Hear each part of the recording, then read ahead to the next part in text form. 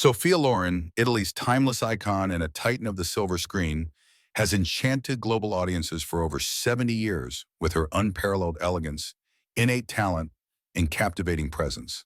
Her trajectory from a fragile, once maligned child, raised in the stark realities of poverty and conflict, to the pinnacle of Hollywood success, paints a poignant saga of hardship and resilience. Yet, beneath the shimmering facade of fame and critical adoration, lies a reality few truly grasp. What truly befell the woman who once embodied an entire epic with her grace and profound emotional resonance? Let us embark on a journey through a life defined by triumph, tribulation, and enduring elegance. Before we delve deeper, we invite your input. On a scale from 0 to 10, how would you assess Sophia Loren's impact? Your perspective is invaluable. Sophia Loren entered this world amidst her mother's silent tears and the echoing clang of hospital doors closing, marking a stark beginning rather than a sheltered childhood. Her early existence was a testament to sheer survival. Born in 1934 in a Roman clinic designated for unwed mothers, she was the consequence of a clandestine affection from a man who steadfastly refused to acknowledge her, not even by sharing his surname. Her mother, Romilda Villan, once a captivating beauty with aspirations of Hollywood stardom and a striking resemblance to Greta Garbo, had captured the attention of Riccardo Ciccolone, a man adept at seduction but incapable of commitment. Upon discovering her pregnancy, he vanished, abandoning her to raise Sophia amidst disgrace and silence. Tragically, after this initial desertion, Riccardo reappeared only to disappear once more, leaving behind a second child, Maria, born in 1938. He refused to legally acknowledge Maria, denying her the right to his name. It was Sophia, by then a burgeoning star, who would later be compelled to pay him years later, simply so Maria could legitimately bear his family name. This was not justice. It was the reopening of a wound for a price. Sophia's formative years were overshadowed by shame, persistent hunger, and a profound absence of security. She spent her childhood in Pozzuoli, near Naples, in a dilapidated dwelling shared with an extended, impoverished family. There were nights when 10 individuals were confined to a single space, inhaling each other's anxieties. Her mother earned meager wages playing the piano in local establishments, while her grandmother operated a small liqueur shop from their living room. Young Sophia, still a child, would wash dishes and serve soldiers, forcing a smile she had yet to imbue with genuine feeling. The pervasive sadness was a constant, silent companion, a profound suffering that seemed to seep into the very walls and beneath her skin. Sustenance was a distant aspiration, not a certainty. There were weeks when Romilda could offer her daughters little more than a solitary potato or a handful of rice, acquired through the kindness of neighbors. In a profoundly heartbreaking incident, Romilda once drew water from a car radiator to quench Sophia and Maria's thirst, a desperate act of maternal love in a world that had largely cast them aside. Then the war descended. During the brutal aerial bombardments of World War II, the sky above Naples seemed to tear open. Air raid sirens shrieked, and children's cries filled the night. Sophia vividly recalls mistaking a piece of chocolate, dropped by an American soldier, for an extraordinary treasure, having never before tasted anything so sweet. This fleeting moment of wonder was shattered by the harsh return of reality and the pervasive presence of blood. A nearby explosion sent shrapnel hurtling through the streets, and a fragment struck Sophia's face, leaving a scar on her chin, a mark no child should bear. She would later learn to conceal it with makeup, but the memory remained indelible. The physical wound was minor, but the emotional toll was immense. She was taunted for her slender frame, labeled toothpick and little stick by her peers, and worse, the ugly girl. Even her own wet nurse once confided that Sophia was the most unattractive infant she had ever encountered. While fame can obscure many vulnerabilities, the cruelty of childhood remains an unhealed scar. Despite these adversities, an indomitable spirit within Sophia refused to be extinguished. By the age of 14, a remarkable transformation occurred. Her body blossomed, her gaze sharpened. The once maligned girl no longer resembled a victim of war. She was a force emerging from the ashes. As she walked through the streets, heads turned, Agencies took notice. Beauty had finally caught up to the resilient spirit that had endured such profound hardship. However, it would take years for the world to witness the full breadth of her story. Behind the glamour and the poise, the memory of that hungry, forgotten, and scarred young girl persisted. For a child who had known only deprivation, shame, and silence, the allure of beauty was far more than superficial vanity. It represented the ultimate gamble for survival. And when fortune finally presented an opportunity, it arrived in the guise of Carlo Ponti, a man who would become the subject of both profound love and deep sorrow. Sophia Loren's metamorphosis at 14 was not a cinematic spectacle. It was a quiet act of defiance. The gaunt child, subjected to mockery, had blossomed into a young woman of striking curves. The world that had previously ignored her now found itself captivated. Yet the sting of prejudice lingered. Whispers of her illegitimate birth shadowed her every step. She entered beauty contests not out of a desire for accolades, but out of sheer desperation, donning a dress meticulously crafted from pink curtains, the only material her grandmother could afford. Stepping onto that stage, her ambition extended beyond winning a crown. She sought a path to a better life. It was at this juncture that she encountered Carlo Ponti, a distinguished film producer, nearly twice her age, already married with children. He was instantly captivated, and she, at 16, found herself at the precipice of a relationship that would unfold into one of the most complex, controversial, and enduring love stories in cinematic history, a profound tragedy she would carry within her heart. To Ponti, she was a revelation, a soul both vulnerable and radiant. To Loren, he was the first individual who looked beyond her insecurities and recognized her immense potential. He played a pivotal role in reshaping her identity, beginning with her very name, Sophia Loren, a tribute to the Swedish actress Marta Torén. Her initial film appearances were uncredited, mere background presence. Yet each fleeting moment on screen represented a step away from Pozzuoli, from hunger, and from the trauma reflected in her mother's eyes. Nevertheless, success did not eradicate hardship. It merely altered its manifestation. Behind every flash of the camera lay the burden of intense scrutiny. Each line she delivered on screen was weighed against the sensational headlines that questioned her relationship with a married man. Sophia engaged in a dual battle, for professional roles and for her personal dignity. The Italian populace, deeply entrenched in conservative Catholic values, perceived her relationship with Ponti as scandalous. Accusations, judgments, and moral condemnations became commonplace.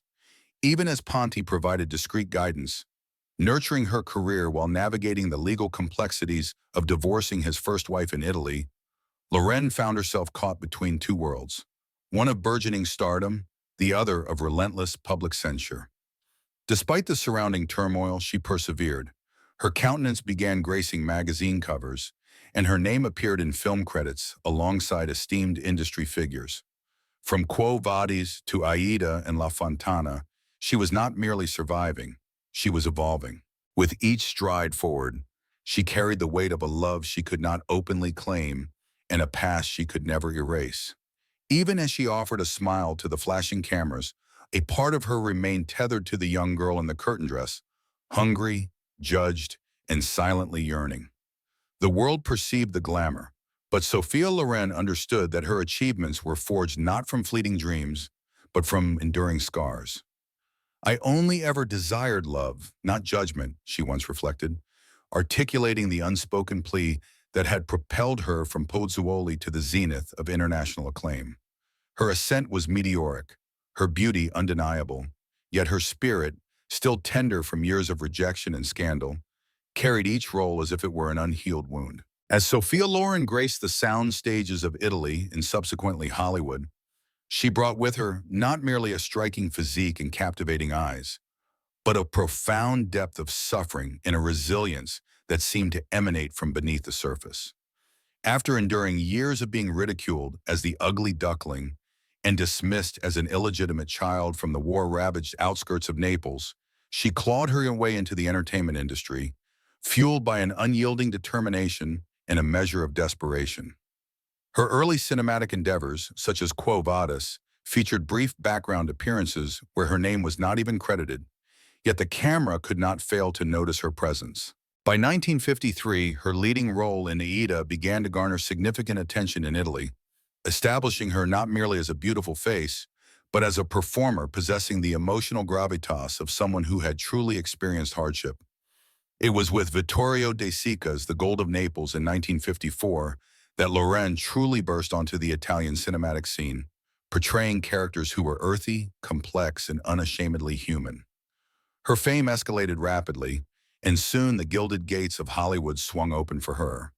In 1956, Paramount Pictures secured her for a contract encompassing 5 films, a landmark achievement not only for Loren, but for any Italian actress aspiring for recognition within the American market. Her Hollywood debut saw her sharing the screen with legends such as Cary Grant in Houseboat and Anthony Perkins in Desire Under the Elms, where she earned a reputation as both a captivating siren and a formidable talent. However, arguably the most pivotal moment in Loren's career, one that signaled her transition from stardom to an enduring legacy, arrived in 1960 with her portrayal in Two Women. Initially slated to play the daughter, Loren passionately campaigned for and ultimately secured the role of the mother, Caesira, in a harrowing narrative chronicling survival amidst the devastation of World War II. Her performance was raw, vulnerable, and agonizingly authentic. It transcended mere acting. It was a cathartic reliving of past traumas. In a rare interview, Loren confessed, "When I portrayed Caesira, I wasn't acting, I was remembering."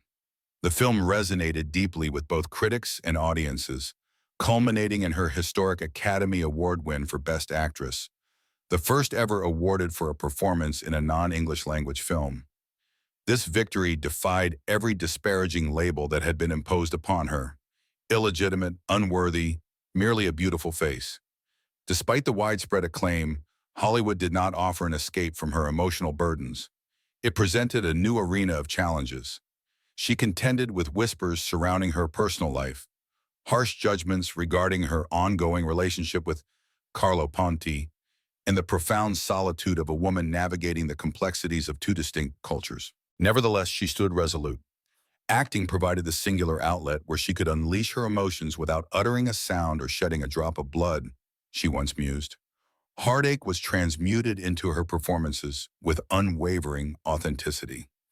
Even within the opulent settings of films such as The Pride and the Passion or Heller in Pink Tights, Sophia Loren imbued female characters, often relegated to mere decorative roles, with profound dignity.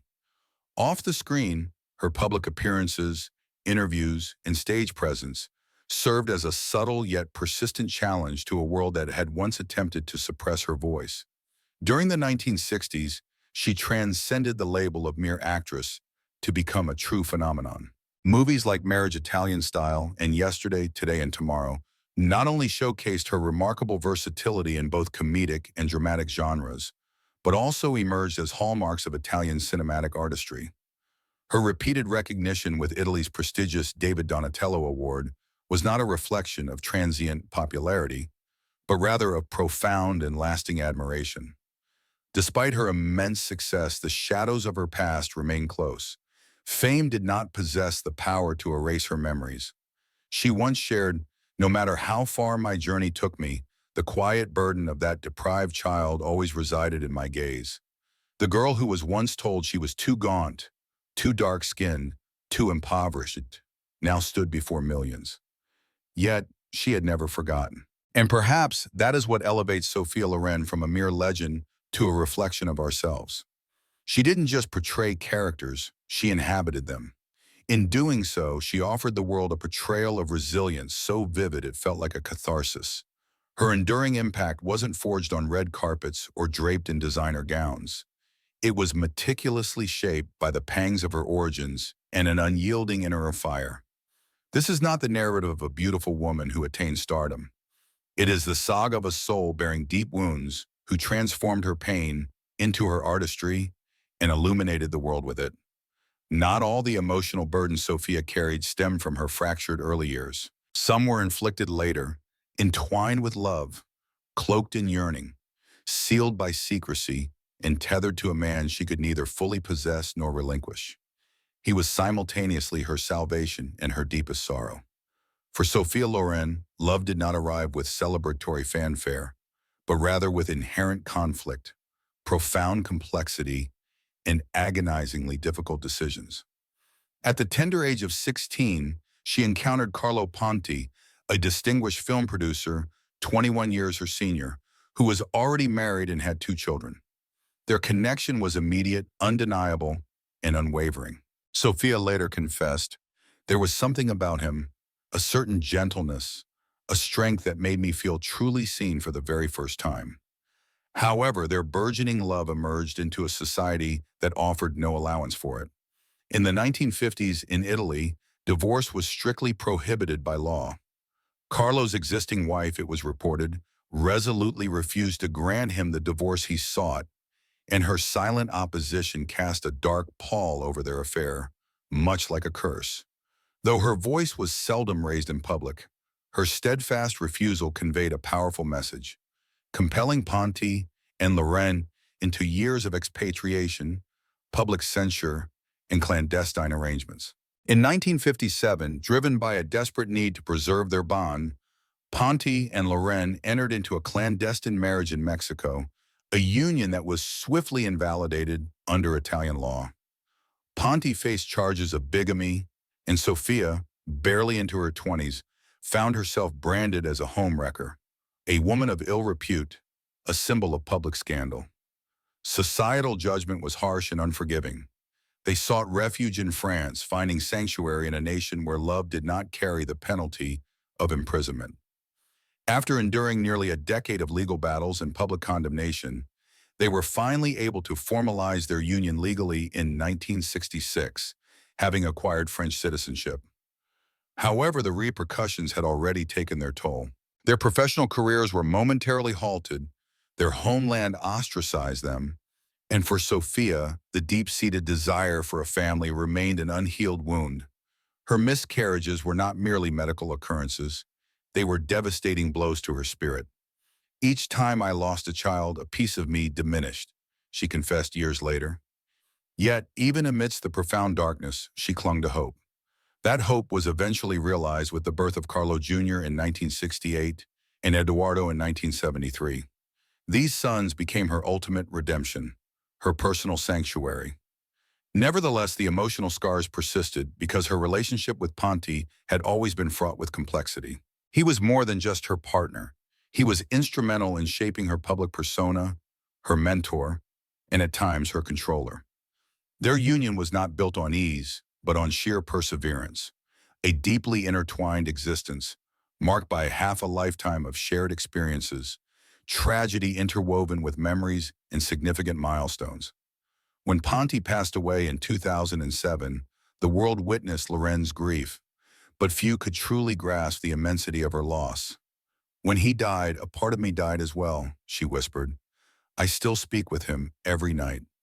This marked not merely the conclusion of a marriage, but the final chapter of a love story that had profoundly shaped and deeply scarred her for over 5 decades. And through every film, every accolade, every hushed rumor, and every triumphant resurgence, that love, its attendant joys, its busts, its profound depth, remained the silent, underlying rhythm of Sophia Loren's immortal legend.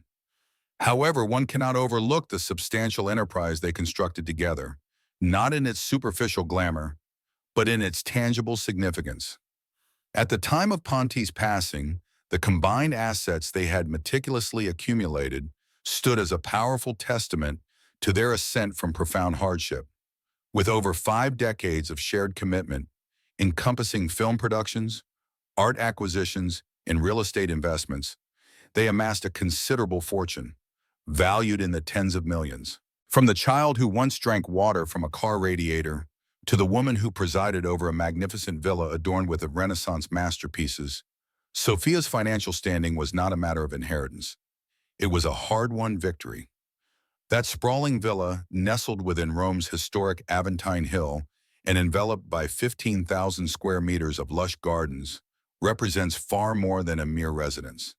It stands as a symbol of a life painstakingly constructed from the remnants of ruin, Emerging from the devastation of poverty and war, Sophia's journey towards accumulating such enduring wealth and beauty was nothing short of extraordinary.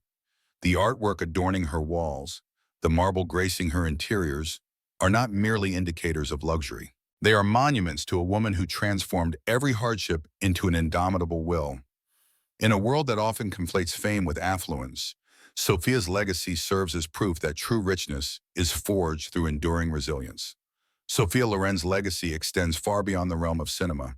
She is remembered not only for her unparalleled beauty, but also for her extraordinary fortitude. Her story is not one of flawless perfection, but of unwavering persistence. And within every luminous glance from her timeless eyes lies the enduring echo of a woman who loved with fierce passion, experienced profound loss, and ultimately triumphed over it all with remarkable dignity. Yet long before the pervasive sense of grief and solitude settled upon her Roman residence, there existed another narrative in Sophia Loren's life, of fleeting, tender, and almost forgotten what-if that continues to resonate in the hearts of those familiar with her journey. This chapter unfolded not in isolation, but concurrently with her clandestine burgeoning affection for Carlo Ponti, a period marked by the collision of love, ambition, and apprehension beneath the polished surface of her rising star persona.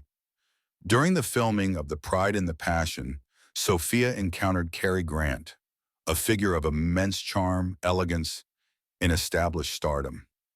What commenced as a professional collaboration on screen rapidly evolved into a far more emotionally intricate connection. Grant developed deep feelings for her and proposed marriage.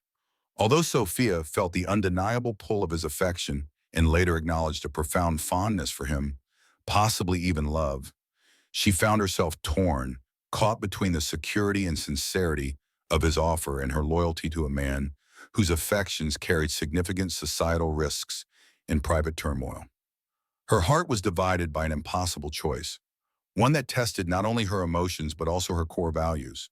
She declined Cary's proposal, not without a measure of sadness, but with a decision rooted more in a sense of duty than in personal desire. Years later, she confessed that some decisions linger with a gentler pang than others, but they do, nonetheless, linger. It was a rare glimpse into Sophia Loren, often perceived as an icon of beauty and strength, revealing the quiet ache of what might have been. Upon learning of Cary Grant's affections, Carlo Ponti was consumed by intense jealousy. He confronted Sophia in a fit of rage, and in a single painful moment that remained indelibly etched in her memory, he struck her. "I think if a man is jealous, it means he loves me," she once stated, an attempt to rationalize something far more damaging than romantic. That incident was not solely about possessiveness. It exposed the fragile threads of power, fear, and love, all tangled within a relationship perpetually overshadowed by secrecy and societal judgment. Sophia endured this silently, as she had endured so much else. Her pain remained concealed beneath an exterior of composure. Her choices were dictated not only by her own desires, but also by the world's unforgiving gaze. However, not all the suffering Sophia Loren endured originated from love or loss. Some wounds were inflicted in quietude behind closed doors, far from the illuminating spotlight of Hollywood, as her fame soared through the late 1950s and 60s, solidifying her image as an international icon. Sophia quietly bore the darker aspects of stardom, the hidden indignities, the subtle transgressions, and the emotional burden of being admired, yet not always accorded genuine respect. Among the most profoundly disheartening episodes was her experience during the filming of The Millionairess in 1960 with Peter Sellers. Sellers, a brilliant yet volatile British comedian, became fixated on her, allowing his infatuation to dominate his personal life. He abandoned his wife and children, convinced he could possess Sophia through sheer force of his desire. However, Sophia, unwavering in her personal integrity, firmly rebuffed him. Her refusal was not harsh, but a necessary boundary. Yet it caused her distress because behind her quiet dissent lay a fractured family and a man descending into emotional chaos. She later admitted to feeling a profound sadness for the circumstances, even though she bore no responsibility for them. It was one of those burdens women often carry unfairly, the guilt for a man's self-inflicted downfall. Following this was a more harrowing encounter, one that left not only regret, but a lasting scar. In 1967, while filming Countess from Hong Kong with Marlon Brando, she faced an egregious violation of trust. In a scene intended to convey passion, Brando took liberties, grabbing her, forcing a kiss, and biting her lip with enough force to draw blood. This was not part of the script. It had not been agreed upon. Sophia pulled away, stunned and humiliated, but she did not create a public scene. She stood up, her chin held high, her gaze steady, and simply uttered, "Never do that to me again." That singular sentence resonated with more power than any outburst. It was an act of defiance devoid of theatrics, a display of strength without fanfare. She later recalled that moment as profoundly disrespectful in her career, yet it also illuminated the immense strength of her inner resolve. Hollywood has historically presented a complex duality for women like Sophia Loren, admired for their physical attractiveness, while simultaneously expected to bear its implicit burdens. Nevertheless, she consistently resisted succumbing to resentment. In subsequent interviews, when confronted with questions about these indignities, she purposefully avoided dwelling on the hurt. Instead, she emphasized the importance of preserving one's dignity, the methods for safeguarding it, and how to maintain it even when external forces attempt to diminish it. She once shared, "I learned to convey my refusal with just my gaze, even when fear was present."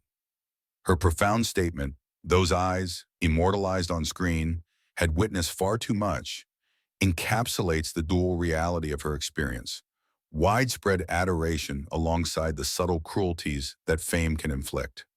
Through every trial, Sophia Loren never lost sight of her true self.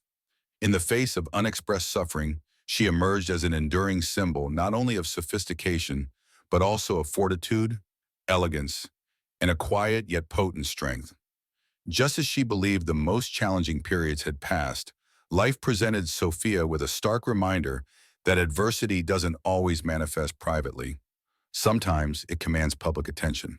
In the year 1982, at the zenith of her poise and esteemed reputation, Sophia Loren found herself incarcerated, not for any act of wrongdoing, but due to an administrative oversight concerning undeclared taxes. The Italian legal system mandated a 30-day sentence, of which she completed 17 within the confines of a prison cell in Naples. For the public, this was a sensational event. For Sophia, it was a deeply mortifying experience. She confessed that those 17 days felt like 17 years. The world had perceived her as an unassailable icon of refined taste.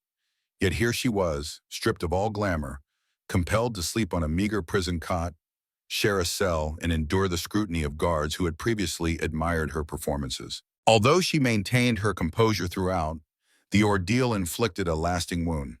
The suffering extended beyond the physical deprivation. It was the bitter sting of being branded dishonorable.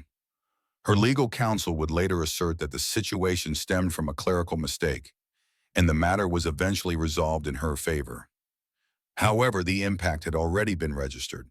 Sophia remarked, "The duration of my imprisonment was not the most agonizing aspect. What truly caused me pain was the ignominy of being treated as a criminal after dedicating my life to living with integrity." Concurrently, her husband, Carlo Ponti, was engaged in his own legal disputes. Allegations pertaining to his extensive art collection and financial dealings attracted the attention of both Italian and French regulatory bodies. The media seized upon these developments, portraying the couple as a prestigious lineage facing decline. Despite this turmoil, Sophia maintained a stoic public demeanor. Upon her release from prison, she did not seek to conceal herself or her situation, but rather appeared in a pristine white suit, her head held high, her composure utterly undiminished. This presentation served as a masterful demonstration of resilience, a testament to a woman who understood that the cameras would inevitably focus on her vulnerability, yet chose to confront them with unwavering dignity. For countless observers, that image of Sophia, resolute, proud, and possessing an almost unattainable level of grace, resonated more powerfully than any of her cinematic portrayals. It underscored that her strength was not a fabricated persona, but an authentic quality, forged through decades of adversity. In a later reflection, she wisely commented, "Our identity is not solely defined by the roles we inhabit, it is also shaped by the challenges we overcome." The world had consistently viewed Sophia Loren as a celestial being. However, it was during her most desolate and solitary moments, within a stark prison cell devoid of any script or spotlight, that she demonstrated her exceptional nature, proving herself to be a woman of unyielding grace under immense pressure. It is often said that legends are immortal.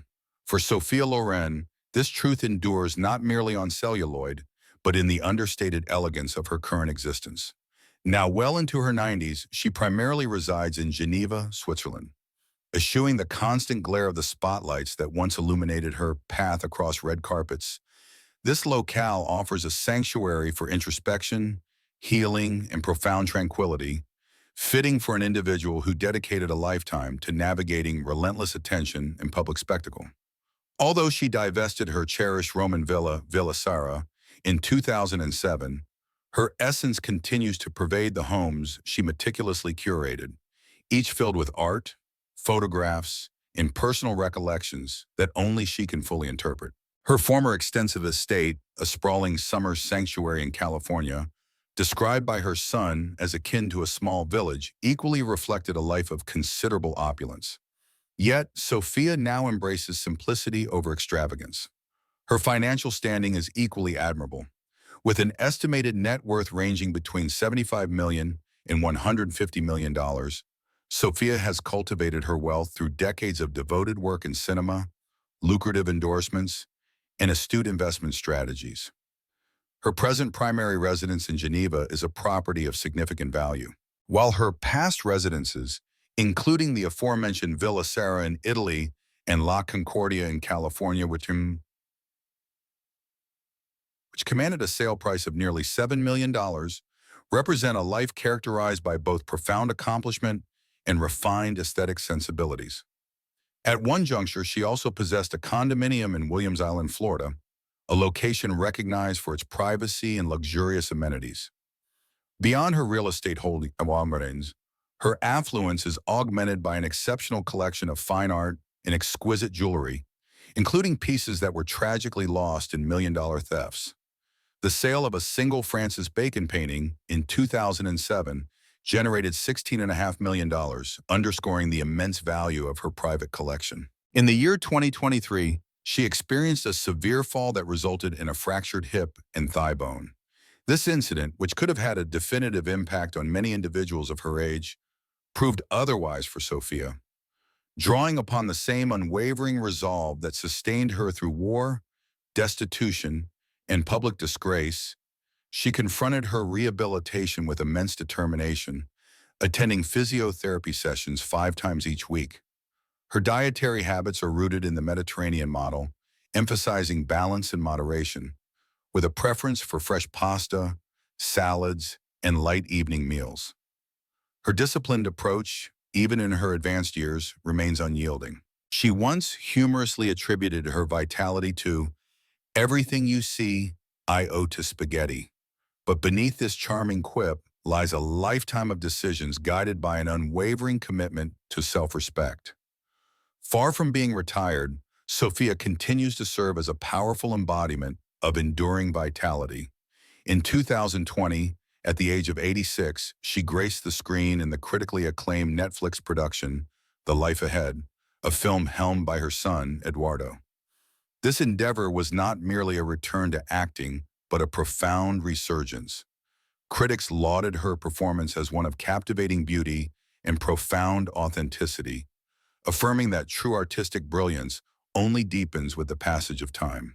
Subsequently, she became the celebrated face of Dolce & Gabbana's Dolce Rosa Excelsa perfume. She launched her own branded restaurant chain, establishing a presence in Hong Kong, and was featured in the touching Netflix documentary, What Would Sophia Loren Do?, a tribute to her lasting impact. Nevertheless, it is not her professional endeavors or her celebrity status that define her at this stage of her life. It is her legacy. On the occasion of her 90th birthday, adorned in attire by Giorgio Armani and sparkling diamonds, she radiated not merely the aura of a star, but a profound sense of luminous peace. She articulated this philosophy with the statement, "There exists a fountain of youth. It resides within your mind, your talents, and the creative spirit you infuse into your life." This guiding principle has informed her every action and continues to do so. To the global audience, Sophia Loren is a cinematic icon of unparalleled stature. However, for those who observe her more closely, she also represents a powerful lesson in perseverance, personal evolution, and quiet triumph. Her life has unfolded as a magnificent composition of grace, profound sorrow, immense courage, and continuous reinvention.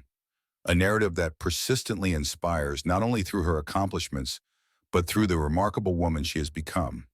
In an era where physical beauty can wane and fame is often ephemeral, Sophia Loren endures as a beacon of light that steadfastly refuses to extinguish. She stands as a testament to grace meticulously sculpted by hardship and strength powerfully born from pain.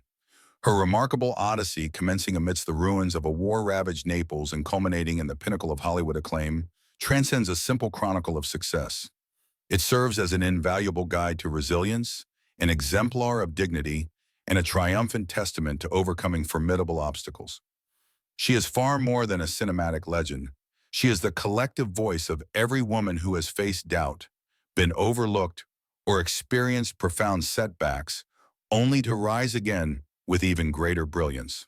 Lauren once wisely observed, "Nothing enhances a woman's beauty more than her conviction in her own loveliness." Her life has powerfully echoed this conviction through every heartache, every triumph, and every scar that has been transformed into radiant stardust. Now we are eager to hear your perspective. After delving into Sophia's challenging yet incredibly inspiring life story, which aspect resonated with you most profoundly? On a scale from 0 to 10, how deeply do you hold Sophia Loren in admiration? Consider her not simply as a celebrated star, but as an enduring symbol of the human spirit. Please share your reflections in the comments section below. Furthermore, remember to express your appreciation by liking, sharing, and subscribing if this narrative has touched your heart. Such stories are not meant to be relegated to obscurity. They are intended to be cherished, disseminated, and passed on through generations.